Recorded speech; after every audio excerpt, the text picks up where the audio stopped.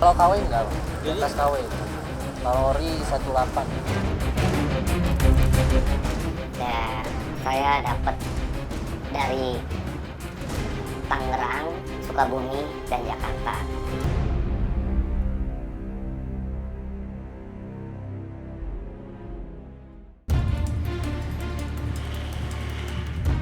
Sandang, pangan, dan papan merupakan 3 unsur yang termasuk dalam kebutuhan primer dari setiap manusia. Ketiga jenis kebutuhan tersebut selalu berubah seiring perkembangan zaman. Beberapa di antaranya adalah baju dan sepatu yang termasuk dalam kategori sandang. Tren 2 kebutuhan primer ini selalu berubah-ubah seiring perkembangan zaman. Tak salah jika baju dan sepatu kini sudah menjadi bagian dari gaya hidup seseorang. Salah satu jenis sepatu yang kini banyak peminat adalah sepatu yang digunakan untuk berolahraga. Semakin meningkatnya kesadaran masyarakat untuk hidup sehat, maka semakin banyak pula orang yang membutuhkan sepatu yang bisa menunjang kegiatan mereka. Berbagai merek sepatu olahraga pun seolah berlomba untuk menciptakan produk yang tak hanya nyaman, namun memiliki model yang menarik. Berkembangnya model dan jenis sepatu berbanding lurus dengan kenaikan harga. Sepatu dengan model tertentu, nilai jualnya bahkan bisa mencapai angka jutaan rupiah. Mahalnya harga sepatu orisinil di pasaran menjadi sebuah peluang bagi para produsen sepatu palsu. Maka jangan heran jika kini bukanlah pemandangan yang aneh bila sepatu palsu dijual secara bebas di pusat perbelanjaan maupun secara online. Salah satunya adalah toko yang kami temukan ini.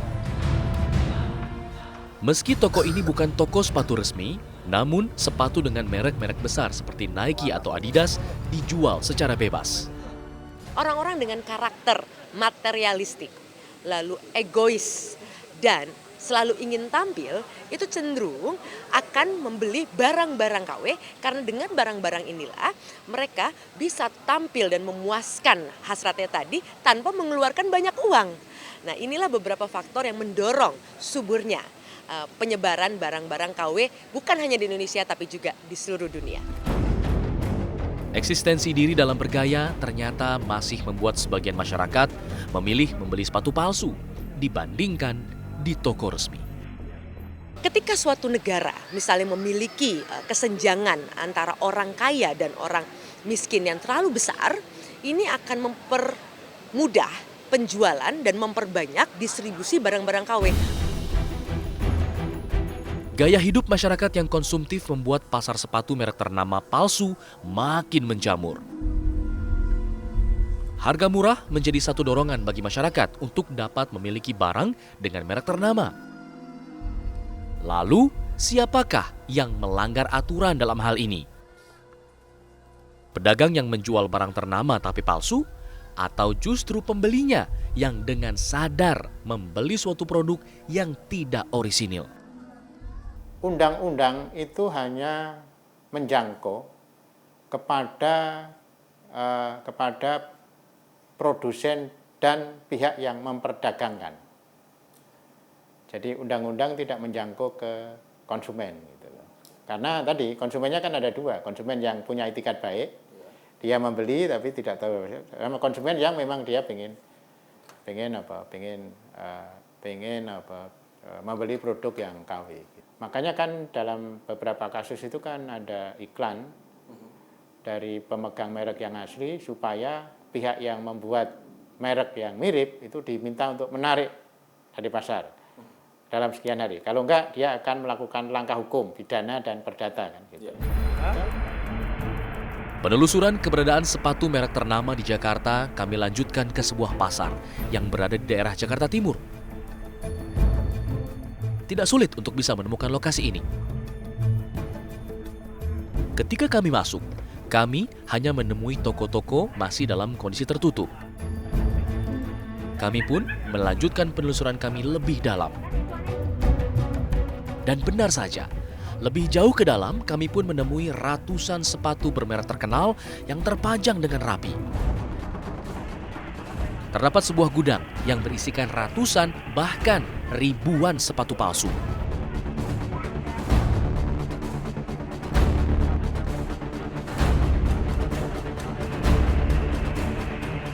Tumpukan karung-karung ini diduga berisikan sepatu merek ternama.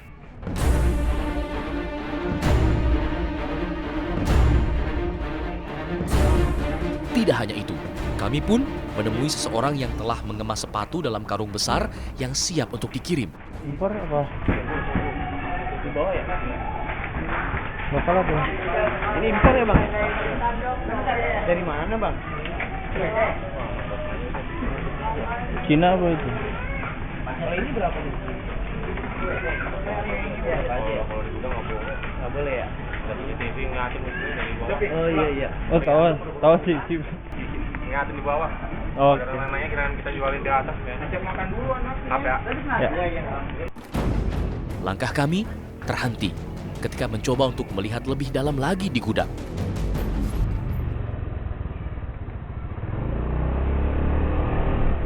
Berdasarkan informasi yang kami dapat, tempat tersebut adalah tempat sementara untuk menyimpan sepatu-sepatu sebelum akhirnya dipasarkan.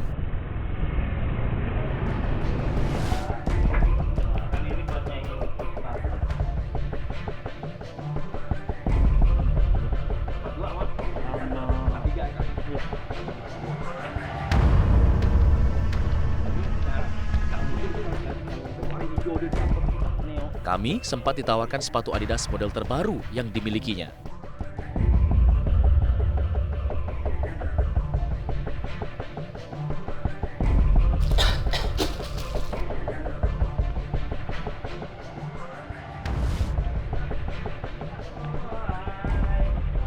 Penelusuran kami lanjutkan untuk mencari kardus sepatu yang sesuai dengan sepatu yang kami beli.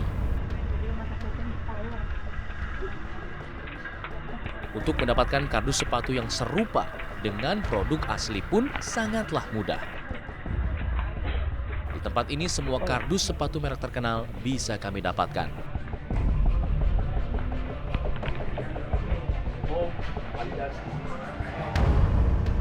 Sungguh ironis. Pedagang ini membandrol harga untuk satu kardus sepatu merek seperti Adidas hanya dengan Rp4.000. Neo hijau putih. 4.000.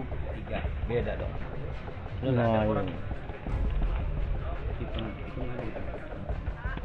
Tidak hanya merek Adidas, kami pun menemukan kardus merek Nike yang dijual di sini.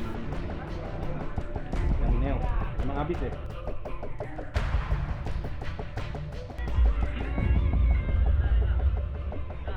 Menurut pedagang yang kami temui, dirinya mendapatkan sepatu merek terkenal ini tidak hanya di Jakarta.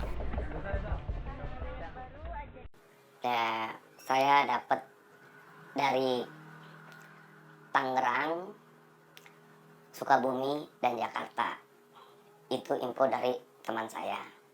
Dan sampai sekarang saya berjalan udah hampir 4 tahun. Dengan harga yang murah, saya bisa sampai bertahan sampai sekarang jual sepatu.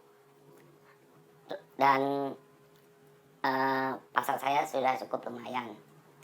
Karena sepatu harga yang di toko sama saya jual itu harganya beda jauh. Untuk sepatu merek Adidas, dirinya membandrol harga di bawah Rp500.000. Harganya beda-beda. Semacam Superstar, harganya itu sekitar 450-an. Neo itu sekitar 300. Dan Nike, ya pokoknya harganya beda-beda, dan untung untuk saya jual dan masuk akan saya ambil untuk saya jual dan pasarin. Ketika dia menjual dan bisa tawar-menawar sedemikian jauh, harga pembukaan dengan harga jadi gitu kan, itu kan memang harganya is too good to be true gitu kan. Tapi mungkin value-nya tuh di bawah sekali karena itu barang reject bisa ya. Tapi memang dalam prakteknya faktor harga bisa menjadi indikasi pertama barang itu asli atau palsu.